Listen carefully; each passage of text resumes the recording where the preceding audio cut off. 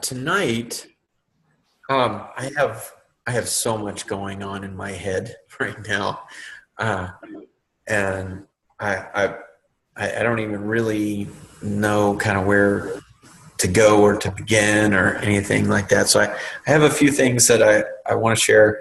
I the Lord's really been stirring in my heart um, about outreach and reaching people in our culture and the lost and that sort of thing. I want to read a few verses to you guys first.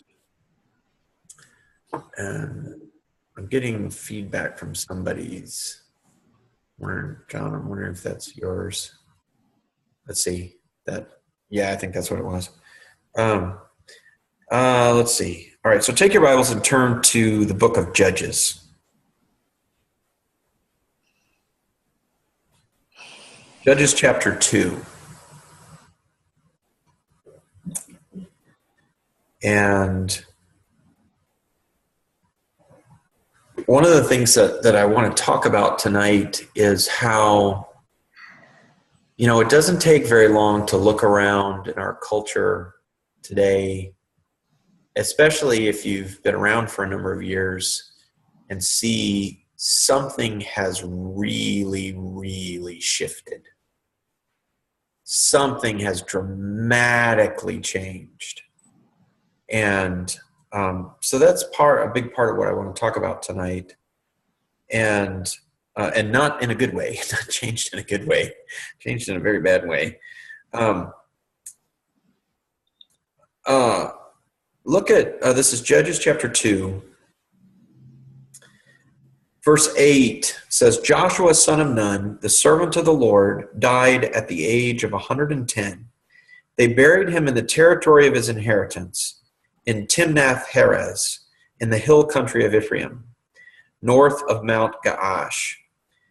That whole generation was also gathered to their ancestors. So this is Joshua's generation. So basically what it's saying is Joshua's generation has now died. After them, another generation rose up who did not know Yahweh or the works he had done for Israel. The Israelites did what was evil in Yahweh's sight.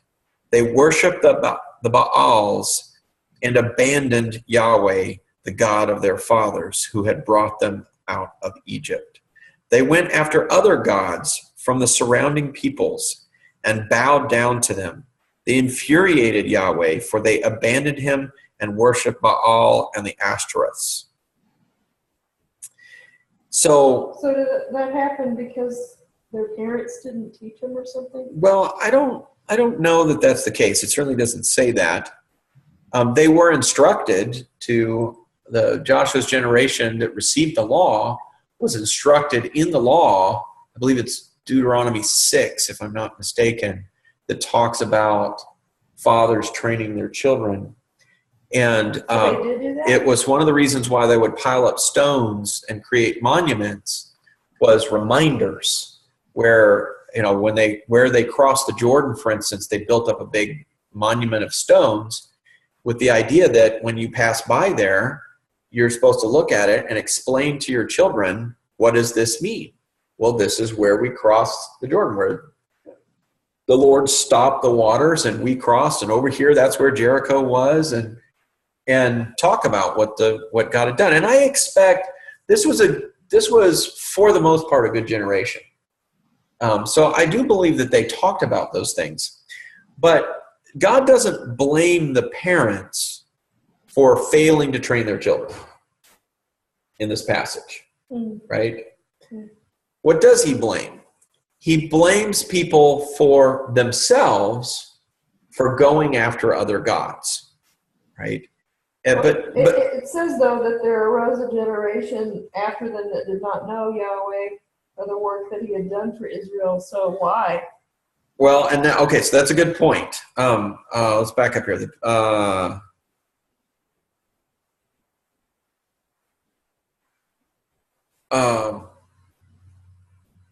Where were we? Okay, verse 10.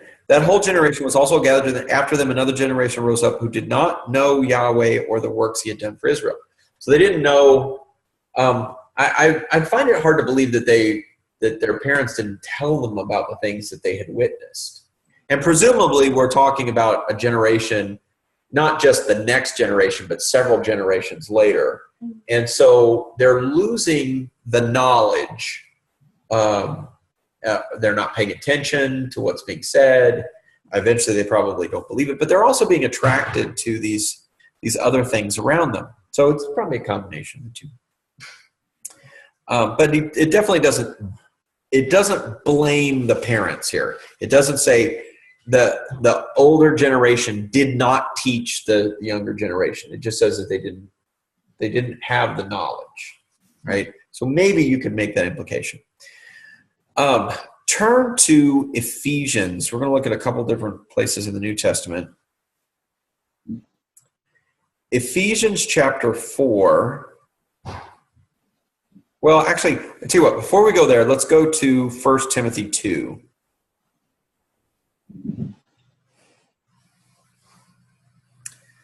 First Timothy 2.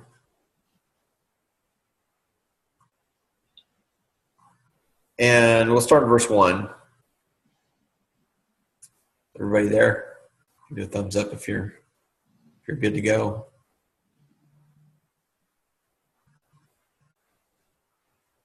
Okay. 1 Timothy chapter 2, verse 1. First of all, then, I urge that petitions, prayers, intercessions, and thanksgivings be made for everyone, for kings and all those who are in authority, so that we may lead a tranquil and quiet life in all godliness and dignity. This is good, and it pleases God our Savior, who wants everyone to be saved and to come to the knowledge of the truth. And this is important because if you think about the what we just read in Joshua, we saw that they didn't know God. They didn't know about what he had done. They that knowledge of the truth was not in them. And they were surrounded by these false gods and attracted to that. And the combination of those two things led them astray, right? But here it says that God wants us to be people to be saved, and so he wants us to pray for people, especially for people in authority, so that we have peace. But also to come to the knowledge of the truth, and so it's difficult to be saved. It's difficult to walk in godliness and holiness. It's difficult to do the right things, to live the right way, to be blessed in life if you don't know what's true. Now let's go over to Ephesians. And in chapter 4,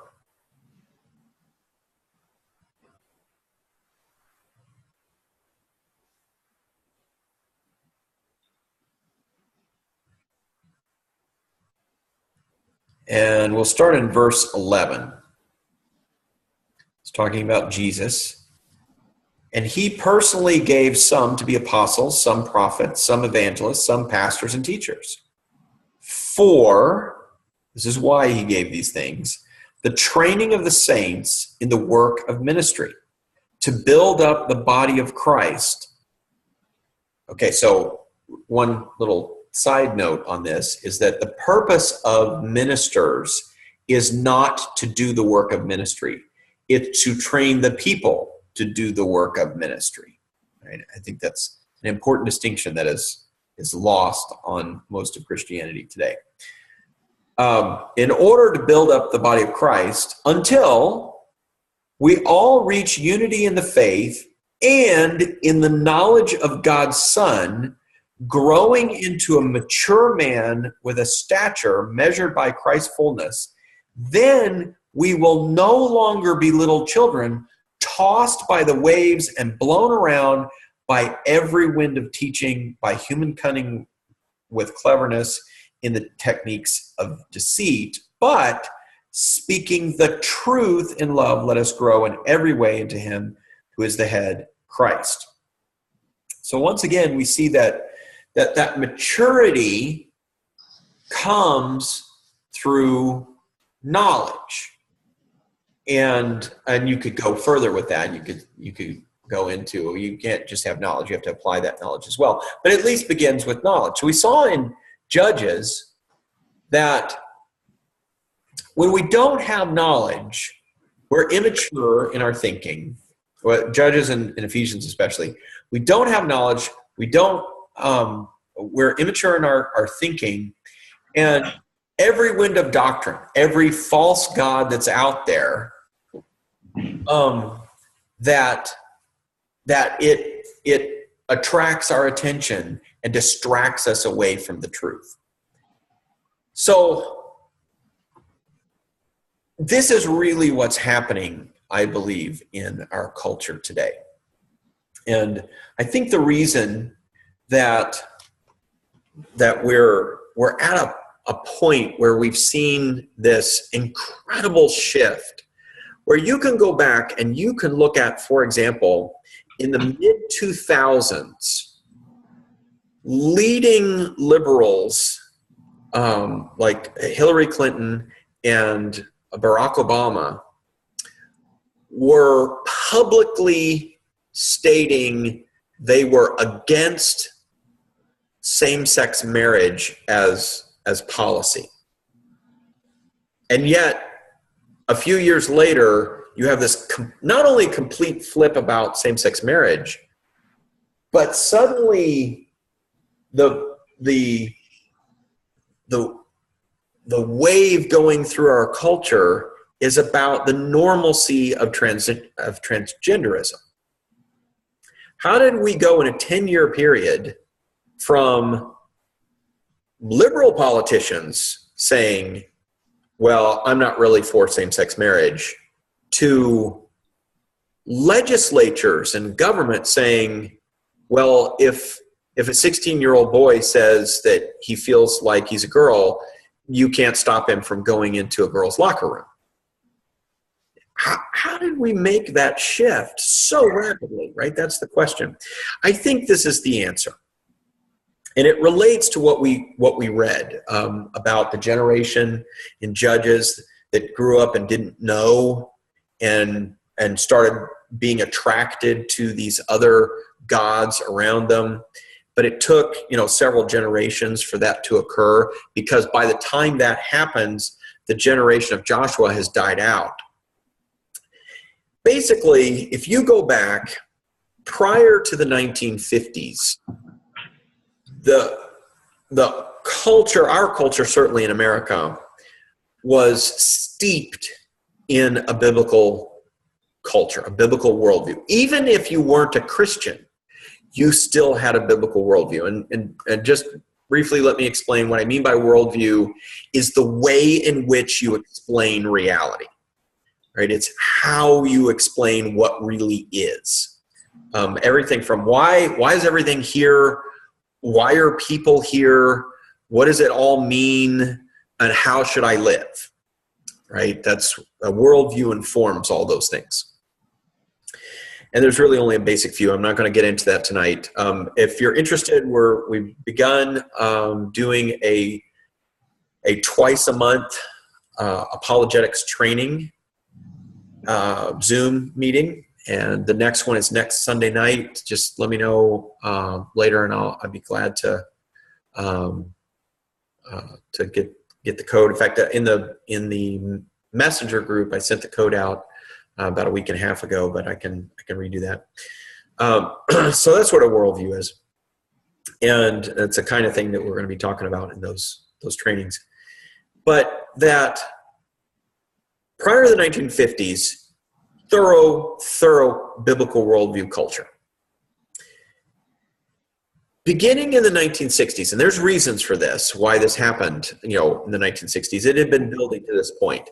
But beginning in the 1960s, you see this cultural shift where at least on the outside, people began to ask questions and look for answers outside of a biblical worldview, right? Again, even if you weren't a Christian prior to the 1950s and 60s, you probably still thought of in terms of, yeah, there's a God who created everything, including people, and he's going to judge people one day. And you might not be a Christian, but you're probably thinking along those lines. But beginning and heavily shifting in the 1960s, you have a generation that begins to question that and begins to look at alternatives and other things. But that generation was still raised in a biblical worldview. So what happened was they had this generation, they're entertaining these other ideas, but at their core, they still operate on this biblical worldview basis, right? I think that's part of the reason why the Jesus movement occurred in the 1970s, is because a lot of those folks went, no, Jesus, right? But certainly not everyone did that. And there was a big part of the culture that was still continuing to shift, especially in the media, the news media, the entertainment media, those kinds of academia. Those were already shifting before that, especially in higher level education. So then you get to the next generation, which is Generation X, which is my generation. And my generation is now being raised in a mixed culture. There's still quite a bit of biblical worldview there. And in fact, the teachers that my generation had generally still had a pretty solid biblical worldview. So, for example, basic things about morality are still based upon a biblical worldview. And that's the kind of things that we were being taught in school. So, for instance, when I was growing up, it was still a huge, shameful thing to be gay, or for someone to get pregnant, have a teenage pregnancy. Those kind of things. Those are the reason why those were bad, is they're being informed by biblical worldviews. That, it's wrong to have sex outside of marriage, for example. That's a biblical worldview, that God designed sex for marriage. And so, but my generation is being inundated by alternative worldviews. And the primary one that I believe, I'll explain this briefly as best I can. It's challenging for me at this stage. I'm getting better at this, but is what I'm calling existentialist naturalism. Naturalism is the base worldview, and it's basically materialism. It's that the only thing that exists is the natural world, that the universe exists, and it's always existed in one form or another, and there's no God, there's no spiritual realm, there's only material. There's matter and energy, chemistry and physics. That's all there is. And that's the baseline. The problem with that worldview is that if you take it to its logical conclusions, you end up in what's called nihilism. And nihilism is a worldview that everything is utterly meaningless, and you're nothing but a bunch of goo. You have no purpose or value, and it's a lot of people who end up in nihilism go one of two routes if they don't escape it. They either commit suicide or they kill other people. So, for example, the Columbine killers were nihilists, right? They went down that route. Jean-Paul Sartre went the other route, who invented the other piece of this existentialist naturalism. Existentialism is the idea that, well, yeah, naturalism is true, so there's no real objective meaning in life, but we can create, but we need meaning. We can't, nihilism is bad and we don't want to go there. So let's create meaning in our existence by experience. That's what existentialism is. That we're going to experience things. We're going to create and do, and by that, we're going to create meaning. Now, it's not real meaning. It's not lasting meaning. It's not the kind of objective meaning that comes from the Bible, that you are valuable because you're created in the image of God. But it's still meaning, right? And you see this all the time with people. For example, in our culture, if you ask the question, who are you, to someone, right? Very likely their answer to that is going to be to tell you what they do. Think about that for a minute, right? So I might say, if somebody says, who are you? And I might say, well, obviously if they know my name, John, who are you, right? I'm going to say, well, I'm an IT guy, right? Or somebody might say, I'm a doctor, or I'm a lawyer, right? Or I'm an operator at such and such plant, or I'm a carpenter, right? So they're answering the question not about who they are, but about what they do, right? And you look around in the culture today and you see this working itself out, that the culture is adopted and believes in naturalism. But in order to avoid nihilism, because even if you don't know this stuff, you still are going to be attracted to the idea of existentialism, because everybody wants to have meaning in their life. They want to be valuable, right? Everybody, it's like study after study after study shows that it is more effective to motivate people at work to praise them than it is to pay them more money. Think about that for a minute. So you're saying, show me the money is wrong? Show me the money is wrong. Every single study on it says so, right? That praising somebody is a much bigger deal to them than making more money is. Now, they probably are not going to say that if you ask the question outright, but they're definitely going to. Hang on a second. I'm getting a bunch of feedback, and I'm not sure. Oh, there we go. I think it was John. Okay.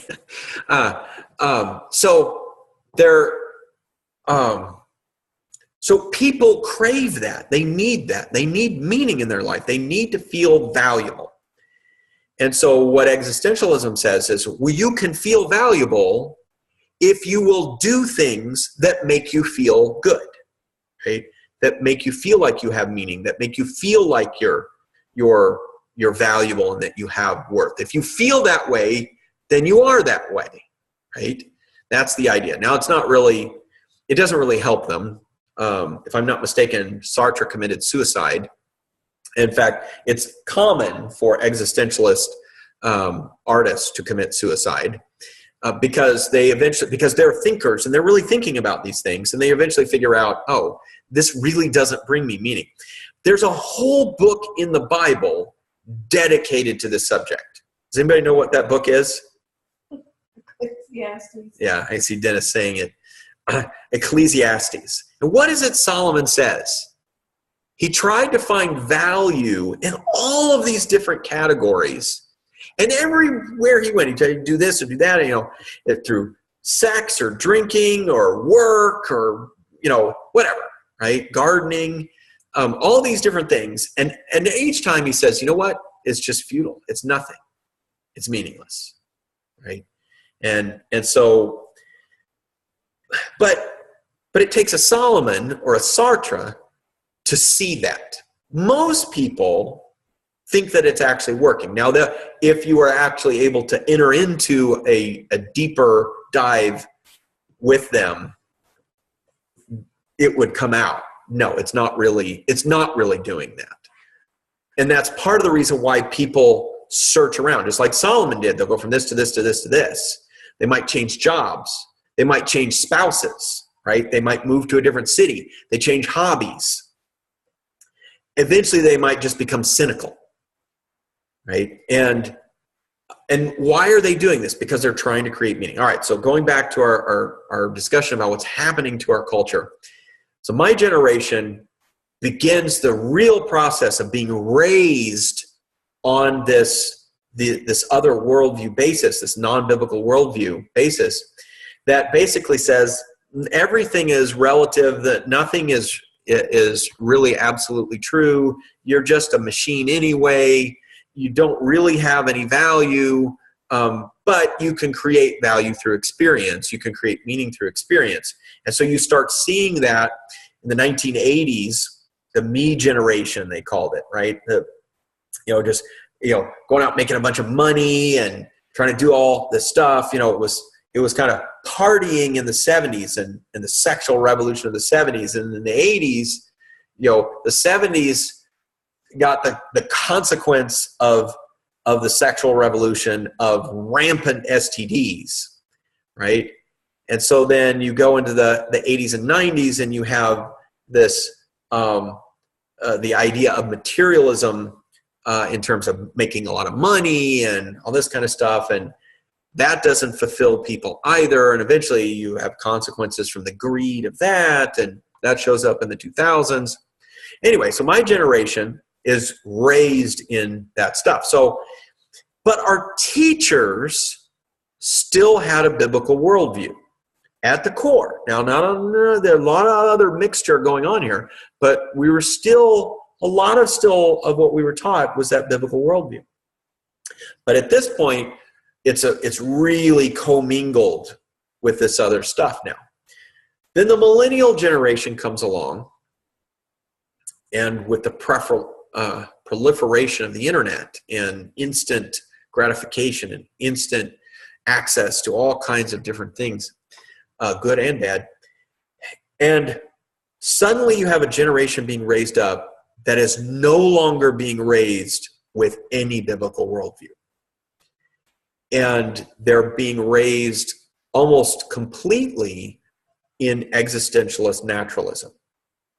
And so that's why as that generation begins to hit real mature adulthood, their late 20s, early 30s, you've got two generations behind them that are, really not fully steeped in other worldviews, but a lot of it.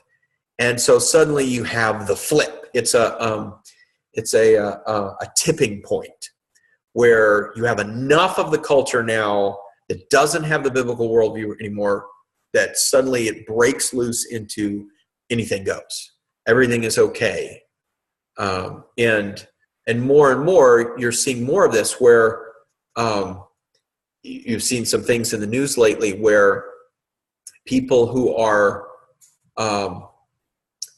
becoming violent against people of other political views and thinking that somehow it's okay. There are, stuff coming out in the news of this thing that happened where this crazy guy shoots some Republicans, practicing, whatever it was, softball or baseball.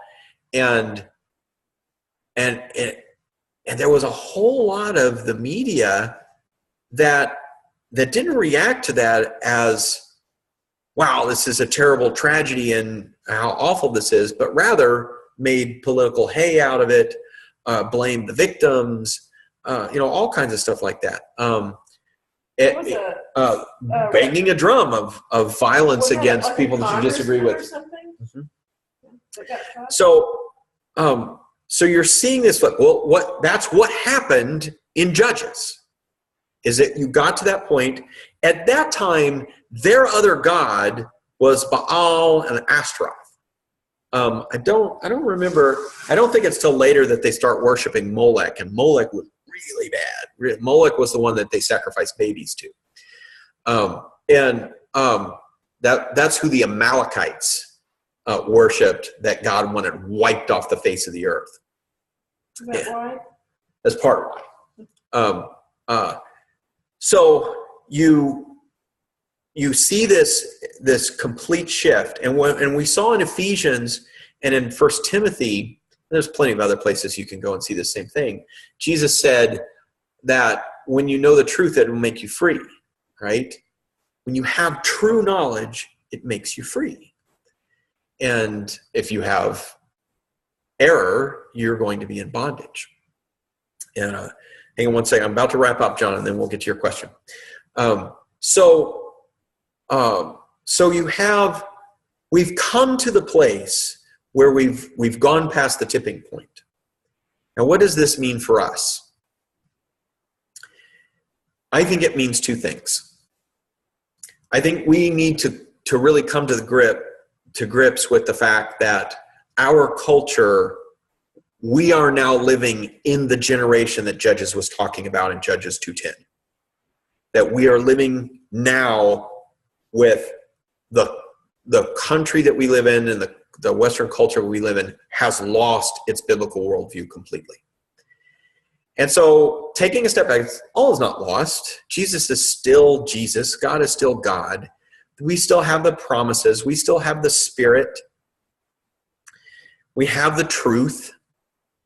But we cannot approach the culture the way in which we would have 20 years ago, 30 years ago, 40 years ago, 50 years ago. We can't do that anymore.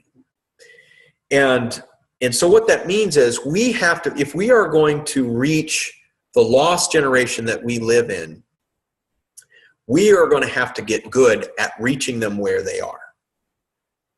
And part of that, I'm beginning to formulate some things on that. I've just started a book that Dan had recommended to me that I think is going to have a lot to say on that. It's called The Practical Guide to, here, I'll give you the name of the book in case you want to read it. Looks like it's going to be really, really good. A Practical Guide to Culture, Helping the Next Generation Navigate Today's World. And what I'm seeing from the scriptures, from the studying what's happened, studying people who are trying to address the issue, is that we have to help people to come to understand knowledge. That knowledge is the key. That, for example, one of the things that happens to people in our culture now is they have confused the ideas of making an argument and making an assertion. That suddenly, if I make an assertion about something, that is my argument. I state something is a certain way, and therefore that's just the way that it is. And naturalism leads you to that. Rather than actually doing the hard work of thinking through and coming to a conclusion about the truth. So if you watch videos on the internet, for instance, of somebody going into a group of people who are promoting abortion, for instance, they're holding up signs, women's right to choose and stuff like that, right? And you see them go in there and they're interviewing people and they're asking them, okay, well, do you believe that, are you pro-abortion? Yes, I believe a woman has the right to choose. And they might even say, well, I'm not really for abortion, but I believe a woman should have the right to choose. Okay, you're not for abortion. Why are you not for abortion? Well, I wouldn't do that myself. Well, why wouldn't you do it? Well, I wouldn't choose to end my pregnancy. Well, what do you mean end my pregnancy? Well, I want to kill the baby. Okay, so you wouldn't kill a baby. No, I wouldn't kill a baby. But I support the woman's right to choose, right? And then they go through this process. Well, why do you think it's okay for a woman to kill a baby? And then they say, well, because I think one of the common ones is because I think it's that every baby that comes into the world should be wanted, right? And so you come back and you say, oh, okay, every baby that comes into the world should be wanted. So, okay, well, what if the baby's 6 months old and now they're not wanted? They cry a lot, they poop a lot. What if they're not wanted now? Should it be okay to kill them now because they're not wanted? Well, no, I don't think that's right. And then they start working backwards towards the birth. And they say, well, a minute after the birth, is it okay to kill them then if they're not wanted? Well, no. Well, okay, so you're saying that the only difference is they're inside the mother, they're outside the mother, but and you watch the person, their brain is kind of spinning. Well, why is this happening? It's happening because they don't know how to think. They don't know how to actually think through the issues and come to genuine, truthful conclusions. So we're dealing with an entire culture now, and it's not just the millennial generation. It's the millennials have this kind of full bore, but my generation has it. My parents' generation, you baby boomers, have this same issue because it's all mixed into our heads. It's actually the two generations before that caused this problem. But so I'll blame them. So that's, so what we have to get to, and I'll wrap up with this, we have to get to the place of getting good with helping people to think, to learn to think, so that they can come to a knowledge of the truth. The problem is, we tend to think if we'll just tell them the truth, that will be what helps them. But a person who can't think properly, who's never learned to think properly, who thinks an assertion is an argument, who thinks whatever way I feel is right, because they're existentialist naturalists, and relativists. Relativists, you can't just tell that person the truth, because to them truth is relative, right? What's true for you is different from what's true for me, right? They haven't learned to think. If we can help them to think, and that takes a skill that you got to learn, then we can begin to help them to come to a knowledge of the truth, to start to enter into what the Lord is talking about, that when we come to truth, then we stop getting blown about by every wind of doctrine. We stop chasing after false idols, and we recognize the truth of God. All right, so I'll stop there. John's had his hand up for a while. So I just want to point out, this is not what you're describing is not a new tactic of the devil. That's been around and repeated frequently and over a long period of time. In World War II, they called it propaganda. It's the exact same thing that caused the Holocaust. Was the same groupthink, the same mentality that got from, yeah, you're right, this era of Germany sucks to be around. I'm poor and I'm destitute. And here comes a guy who says it's the Jews' problem, it's their fault, and everybody just jumps on the bandwagon because they see it so often and so repeated so many times that they just jump on board. It's Goebbels was the propaganda machine of the Third Reich, and it's no wonder then that he was the right-hand man of Hitler. I mean, it wasn't no commander, it was no military commander, it was the commander of the propaganda machine that was the right hand of Hitler. And you can go on into same era. Japan did the same thing when the Americans landed on Okinawa.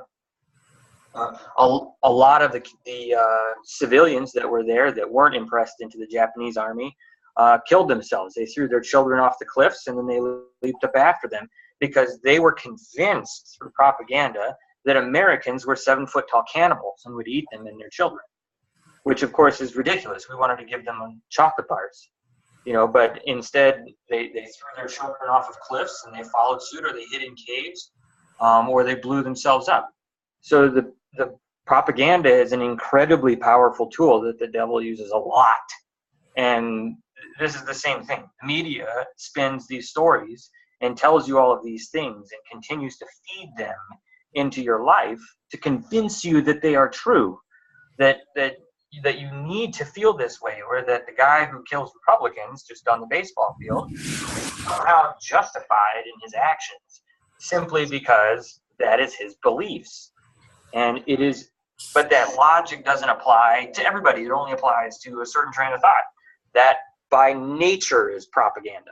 So that is 100% the same machine that the devil has used over and over and over again of the propaganda machine.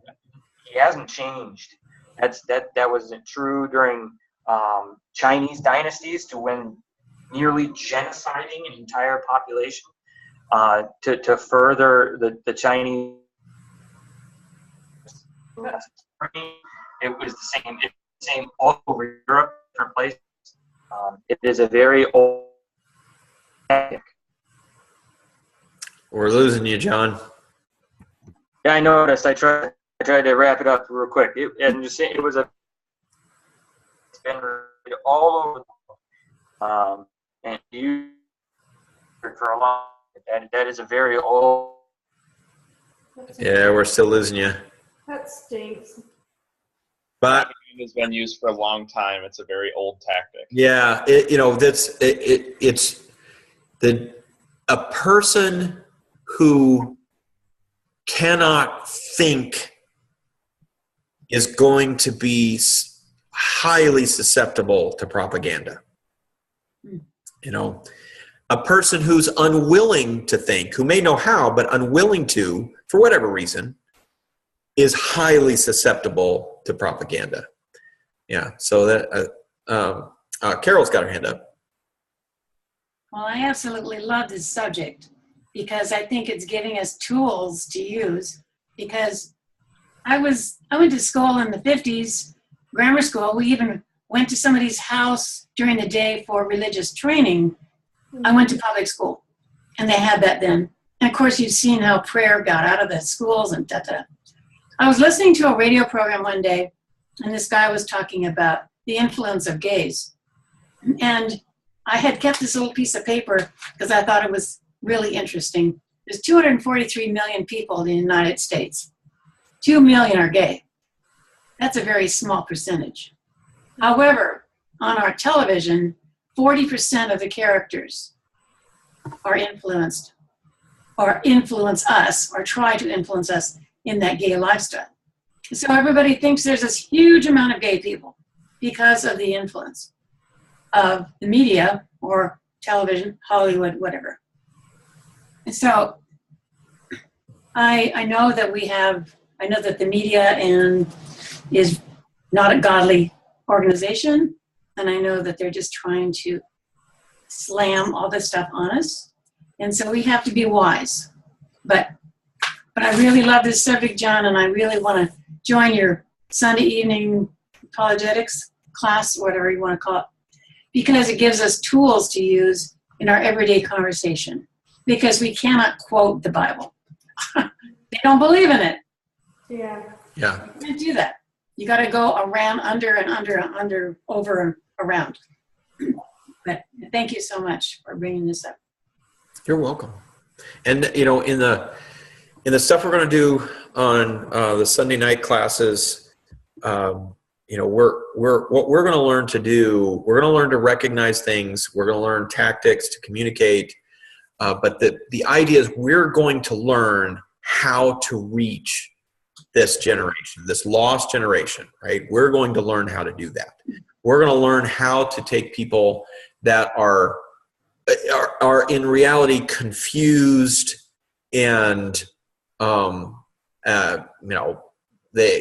questioning or maybe even have decided that nothing's true or Christianity's not true or whatever it is. We are going to learn to reach those people and to reach, because it's the whole, outside of, Christians who are actually operating according to a biblical worldview, which a lot of Christians aren't. A lot of Christians have a naturalistic worldview. And that's one of the things that we're going to be talking about as well, is as a Christian, it's imperative that you get rid of your existentialist naturalist worldview and understand that that's going to create some disharmony for some people because it's going to involve slaying some sacred cows. And but if you're going to have a biblical worldview, you got to do it. All right, so Dennis has got his hand up. I give a little historical background that, after World War II, that was a very tumultuous time, and all of our boys and women came back home, and it was the time to settle back in and rebuild family, rebuild. And so the focus after World War II was inward. I can remember like the ranch style home was a huge deal after World War II. Everybody wanted a ranch style home. It was the new and greatest thing. Remember that, Carol? So not too long after that, then we entered the Korean War. The Korean War was the first time that we didn't win, that we were left to hang dry. We didn't win. So then, after the Korean War and the boys and women came home, we had the Vietnam War. And during the Vietnam War, the same thing happened. We didn't win. We were not allowed to win. And during that Vietnam War is when you have the 60s and the early 70s, of which I'm a big product of. Today, drugs are called recreational. We didn't call them that in the 60s. We didn't call them that in the early 70s. We were searching. I did LSD and blue rock crystal methadone and Quaaludes and soapers and heroin and cocaine, searching. And most of us were searching. And during that 60s, that was probably one of the most tumultuous times in our country's history until maybe right now. Because what happened out of that is you had a split. And some split, because we were searching for the truth, John. That's really what people were searching for. And they were looking for what is right, what is true. And some of us went this way, and we finally found Christ, and others went this way. Those that were in SDS, and which is Students for a Democratic Society, which was a communist-based group. And a lot of those groups, that's where you get the Bill and Hillary Clintons and many of the people that have run our country for the last, 30 years, 40 years maybe. So you had this huge split, and you can document that split. And we're reaping the repercussions of, because us that found Christ, that found God, we had no desire to run the country. We all wanted to learn. But those that went the other direction still had that rebellion, still had that, down with that, out of that came the word, my brain, anti-disestablishmentarianism.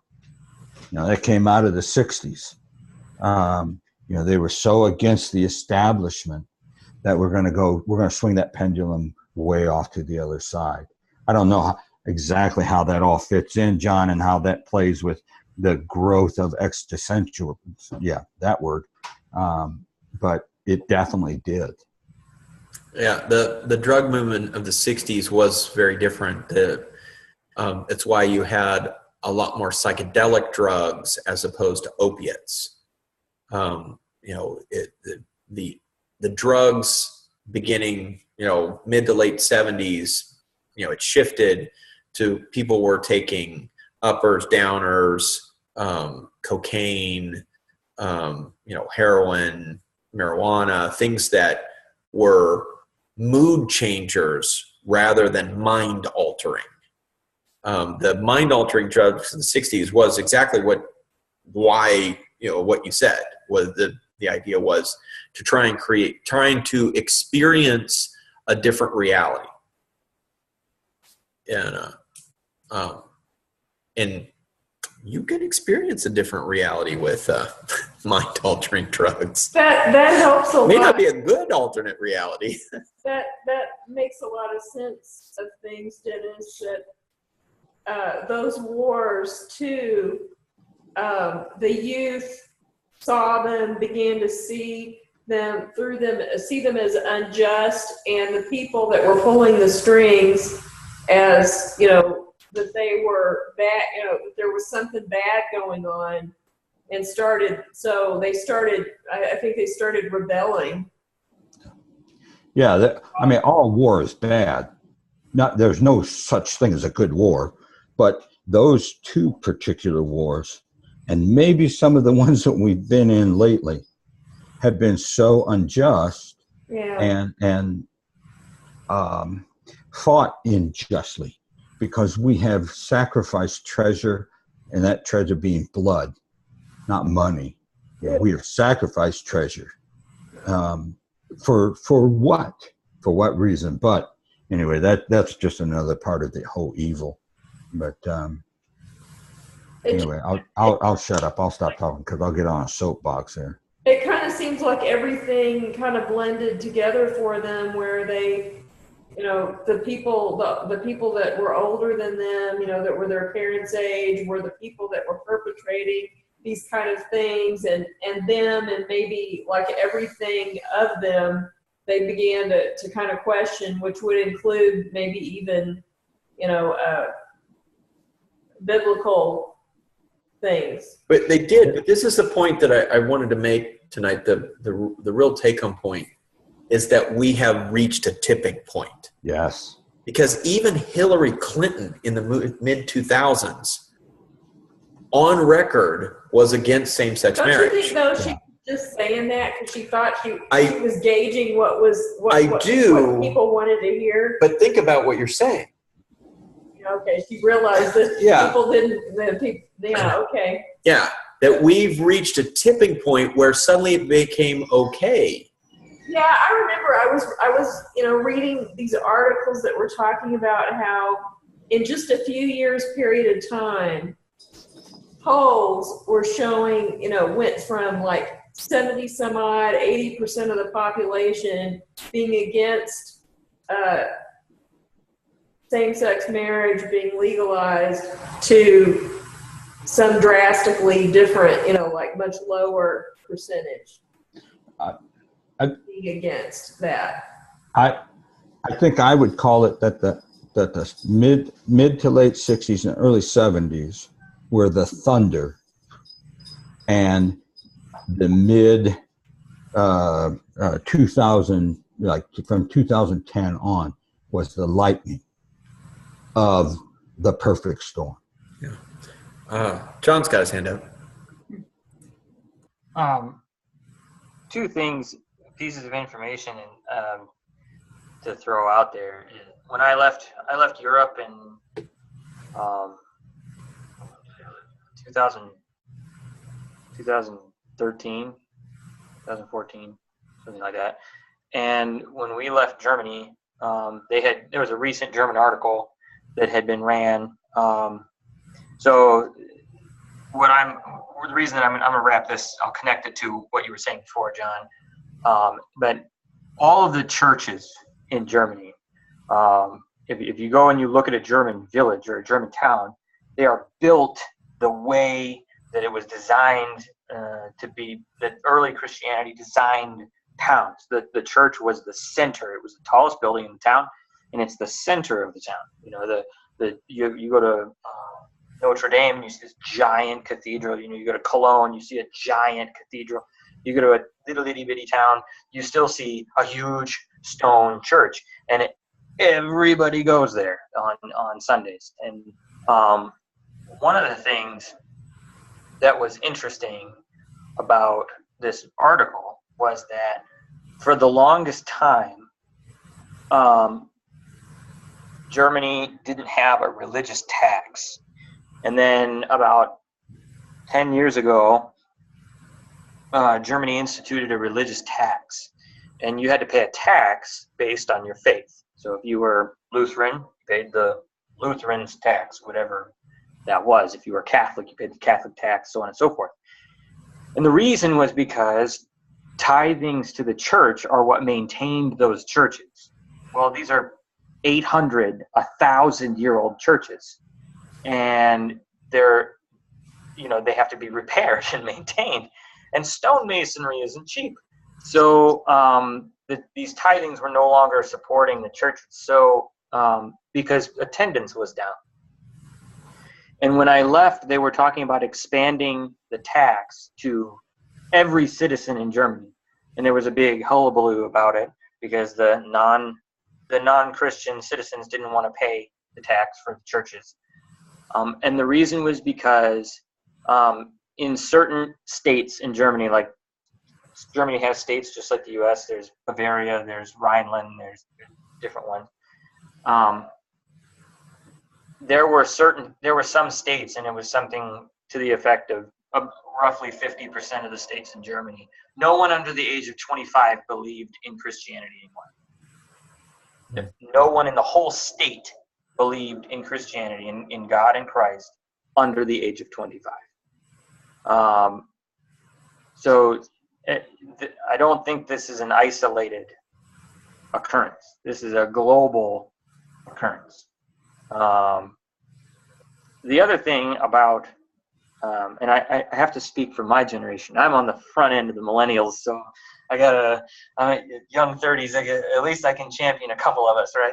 So one of the things is that I will say particularly about our veterans in our military is that's different than, we talk about the wars that we're fighting now. And the difference is it's less than 1% of our population that serves in the military anymore. Less than 1%. For a while, we struggled with recruiting goals because it was less than 1%. But that less than 1% does so voluntarily, which has never been done in U.S. history before. We fought 2 wars simultaneously with an all-volunteer force, which has never been done before. Vietnam was a draft. Korea was a draft. World War II was a draft. The Civil War was a draft. It's never been done other than the Gulf War, OEF and OIF, were wars fought with an all-volunteer force. So if you want to target anybody as free-thinking individuals, I'd say it's a good place to start. Rant over.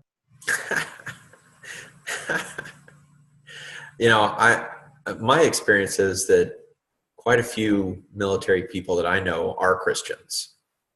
And there are still a lot of Christians who do actually have a biblical worldview in a lot of ways, but unless you've actually delved into it, it's really easy to have a naturalist worldview intermingled, right? So, for example, I'll give you a great example. One of the sacred cows is the age of the earth, right? It's you're silly, you're weird if you think that the earth is a few thousand years old in the main culture, and you're a kook.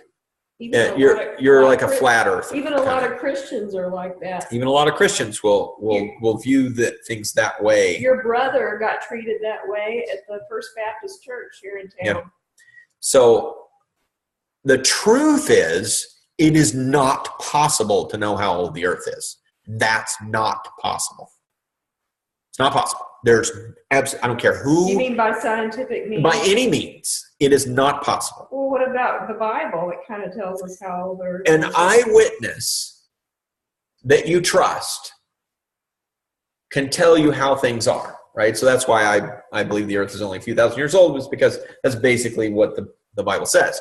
But in terms of knowing with the kind of scientific precision, not necessarily by science, but with that kind of precision, the idea that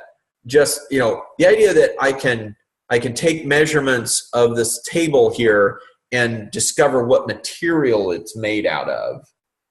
You cannot do that with something like how old is the earth. That's not possible. It is absolutely 100% possible, not possible to know how old the earth is in that way.